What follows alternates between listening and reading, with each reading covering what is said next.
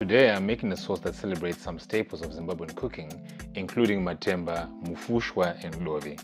It's a recipe that I've developed while borrowing heavily from Shito sauce that comes out of Ghana. Shito means pepper in the Ga language, and it is a pepper and tomato based sauce that is seasoned with other ingredients like ginger, cloves, allspice, Maggi cubes, alligator pepper, onion, garlic, smoked or dried fish and crayfish as well. Recipes naturally will vary from house to house and from region to region, but ultimately all the chosen ingredients are blended and cooked together over about an hour or so until you get a spicy, smoky, umami flavor bomb that goes well with almost anything. To make my chikichori sauce, I start by soaking matemba fish and mufushwa in some warm water. This will make blending them easier later in the cook.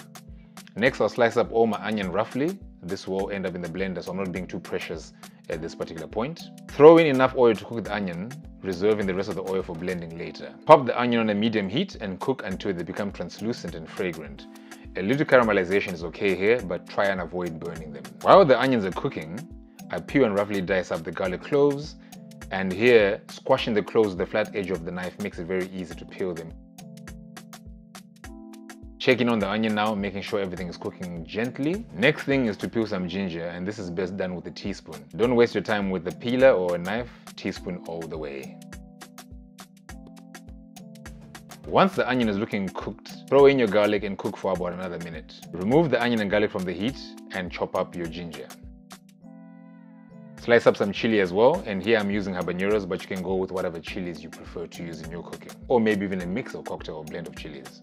Roughly chop up all the tomatoes and then move on to blending everything all together. First, all the oil in the blender, followed by your fresh veg and spices. Feel free to add any spices you enjoy here as well. This recipe makes almost 2 liters of sauce, meaning most blenders can't handle all the ingredients in one go. Keep blending bit by bit, always reserving some liquid from the previous step to make blending the unblended ingredients much easier for you. Towards the end, we blend in the onion, fish and sun-dried leaves. Drain and discard the wastewater from the fish and leaves before blending them. Next, throw everything together in your pan and add the tomato paste that I definitely didn't forget to blend in with everything else. Bring the sauce to a boil in a heavy bottom pan with the lid on and immediately reduce the heat to a gentle simmer.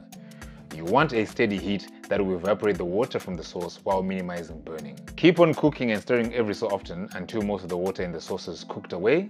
The sauce should be very thick, almost like a paste. The cooking oil should rise to the surface at this point and the sauce should have developed a deeper, rich, dark color. We add this at the very end because peanut butter is easy to burn and makes the whole cooking process that much more stressful. Finally, season with salt to your preference, cook for a minute or so and remove from the heat and let the sauce cool down. Once your sauce has cooled down, store it in some clean glass jars, making sure there's a 1 centimeter layer of oil on top of the sauce to keep it fresh for longer. The oil prevents the introduction of microbes and air into our sauce and helps preserve it for much longer. You can certainly freeze this sauce away so to keep it going for much longer. Once the sauce has cooled down, you can also blend it one last time to get a smoother texture. Maybe even pass it through a sieve, but I much prefer how it is on the right with a bit of chunk to it. Serve it how you like with some savory muffins as a marinade or as a quick and easy pasta sauce. Pabsoroi.